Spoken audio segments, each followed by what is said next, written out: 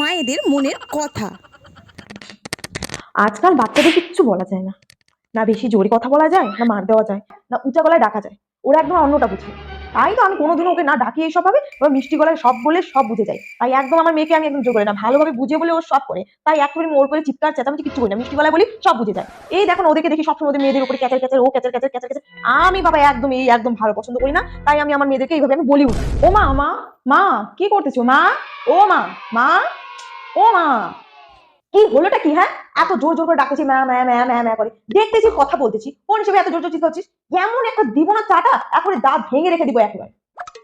যা তাড়াতাড়ি বই পড়। মামুনি রেগে আছে খুব।